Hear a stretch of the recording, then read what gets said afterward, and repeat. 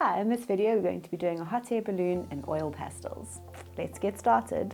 Right, we're going to be doing our picture in portrait, so we have our page standing up. And we're going to start by drawing the ground. Now the ground's going to be in the bottom third of the page.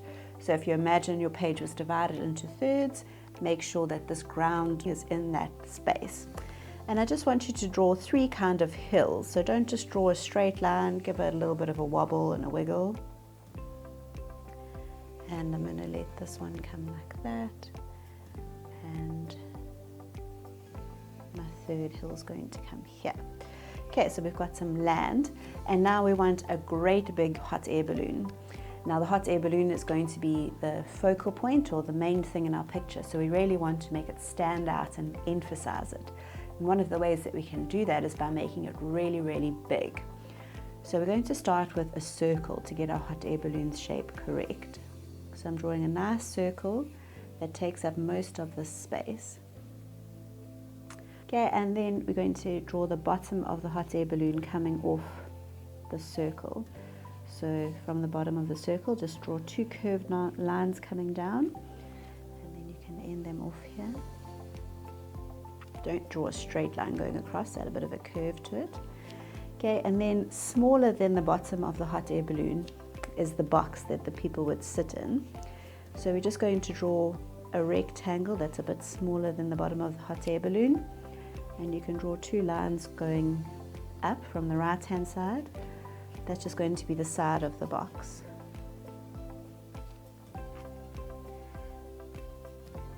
Right, and then from here we're drawing lines up to the hot air balloon to join the box to the hot air balloon. Right, just to balance it out and make it look a bit more interesting, we can draw some smaller balloons in the background. So if we draw a balloon smaller, it tells people that it's further away. Okay, so we're going to draw one that's a little bit smaller over here. Again, just the rectangle. And maybe you could draw an even smaller one on this side. When you are adding some in, don't make them all the same heights. Make them slightly different heights and different sizes to make your picture look a bit more interesting. It also means that if the middle one is a lot bigger, it's going to be the one that stands out, and the other ones, because they are smaller, they just fade into the background. Right, now hot air balloons have lots of different patterns on them, but they all are made up of strips of fabric that are sewn together. So before you even decide what kind of pattern you're going to add to your hot air balloon, you just need to draw some of these lines in.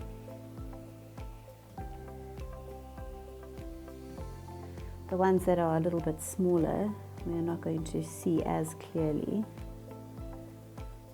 When you're drawing these lines, it's always good to start with the one that's in the middle, because that's straight, and then the ones that are on the edges, we just see a slice of them. Now hot air balloons can have all different types of patterns on them.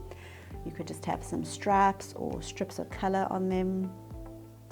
I'm going to add a stripe to this one. And just to make it look a bit more realistic, I'm adding a curve to each of these lines. So I'm not drawing a straight line. Okay, and I'm going to add a stripe across the top too. So I start with just a light line, but then in between each of these, it actually needs to have a little curve, because each of these sections of the hot air balloon puffs up. So if we add a curve, it just makes it look more three-dimensional.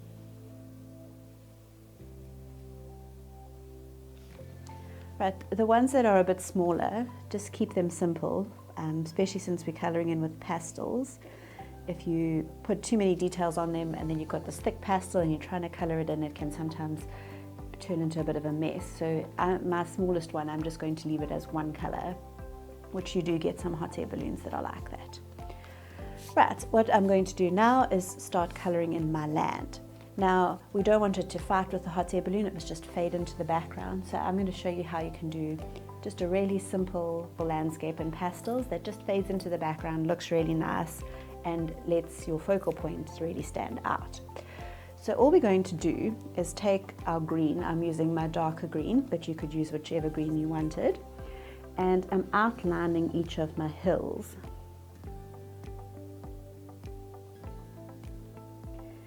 And I'm adding a second line underneath it. That's a little bit lighter. Okay, and what I'm going to do now is just take my finger, pull the pastel down.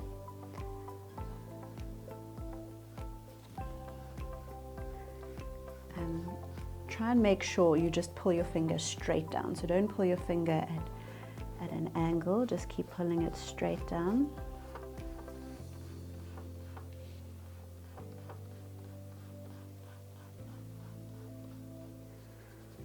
And now rubbing it a little bit just to help my colouring blend in.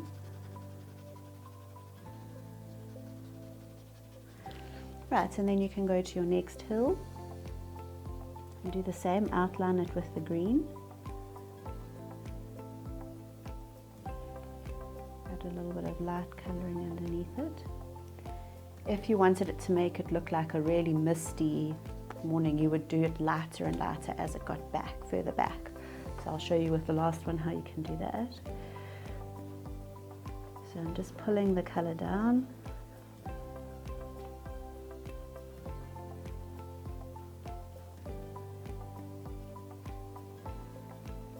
Rubbing it to help it blend a bit. Now don't worry if there's a little bit of white here, it adds to the picture. So I'm going to show you now, if we wanted to make that furthest away hill look really misty, we would press a lot lighter.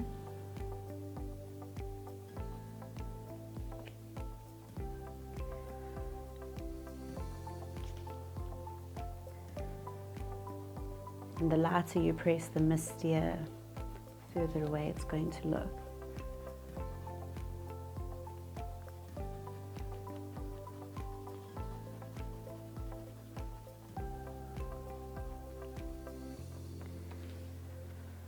Right, and then just to make it look a bit more interesting, we're going to add some trees onto these hills. So I'm just going to add a little bit more shading here. I'm going to draw a line that's almost the same as the line of the hill. Okay, then underneath that, you're just going to draw lines going down, and I'm leaving gaps in between them. So it looks like the stumps of, or the trunks of trees. But we don't want them all equally spaced apart, so make them, some are close together, some are far apart. If they're a little bit different, it will look better. Okay, and I'm going to let it go up here too. And then we're just going to shade in some trees. I'm making it different heights, and I'm actually just scribbling my pastel around. So sometimes I'm going up high, sometimes I'm staying down. And it looks like a whole lot of trees. Right, you can do a few trees on the next hill too. So if you just wanted to do 2 or 3 trees, you could just make a shorter line. Maybe you could do a single tree by itself. Right, or just some shrubs and bushes,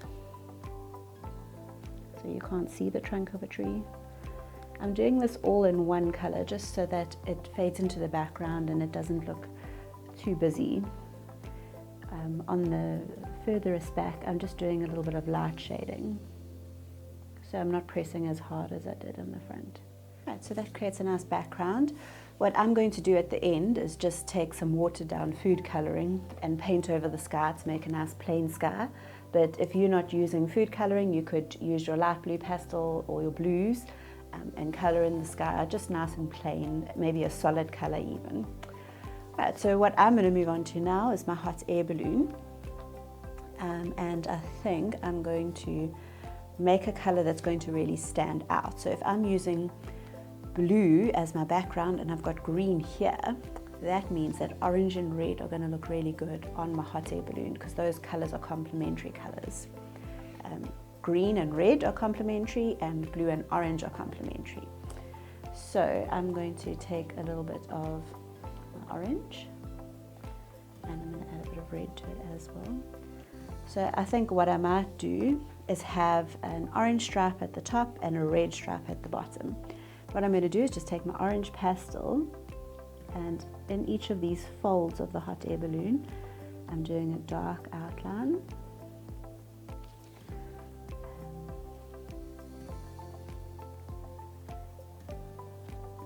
And then I'll just add a little bit of light colouring on each side of the fold.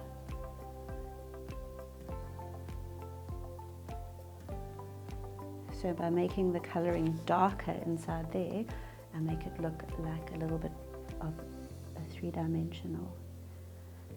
Now when I colour it in, I'm colouring it in with a curve. So I'm not drawing a straight line, I'm drawing a curve.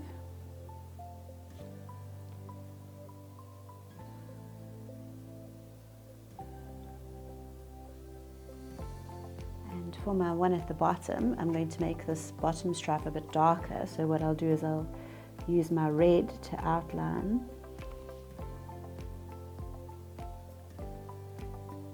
A little bit of colouring on each side. And then I could colour with my orange.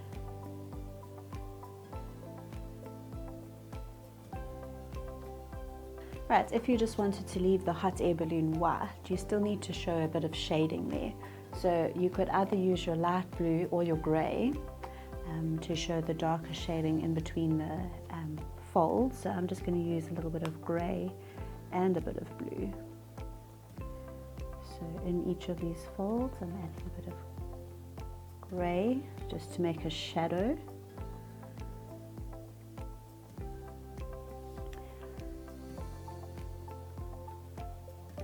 And again, I'm using this curved line to colour in. As you get to the middle of it, you can make it a bit straight and then you curve it as you get to the bottom. Just curving your line slightly while you colour it in makes a really big difference to your picture at the end.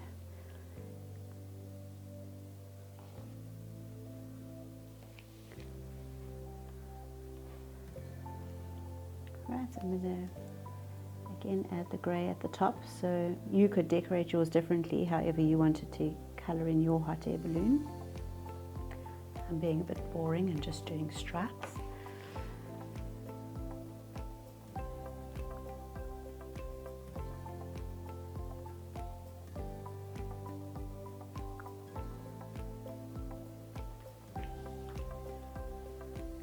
And then at the bottom there's a lot of folds close together, so the bottom is actually going to be quite a bit darker. It'll have a lot more grey.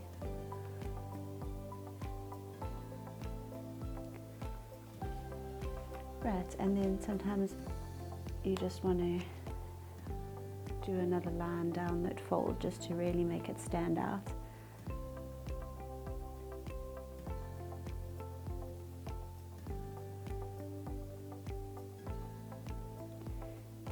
If you use black to do this, you're just going to make it look a little bit cartoonish.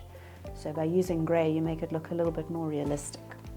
Right, for our basket, I'm going to do it with my gold colour and my light brown. So the light brown, I'm going to do the little side of my basket, a little bit of the background and kind of outline it. And then over the front of the basket, we just want it to look a bit lighter. So I'm colouring over that section with the gold colour. You can quickly do that on all of your hot air balloons if you want to.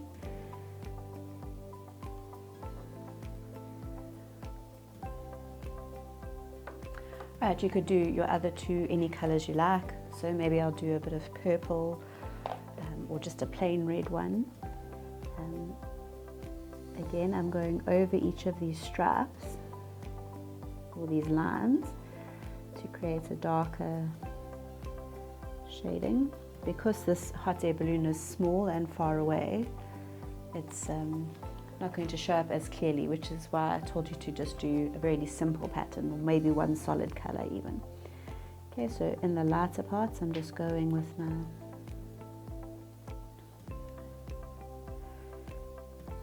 lighter pastel.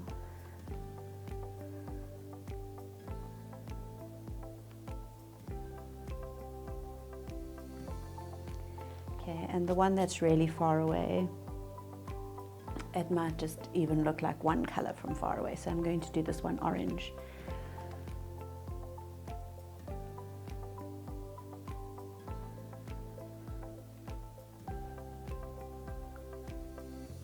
Okay, and then maybe color over it with a bit of yellow.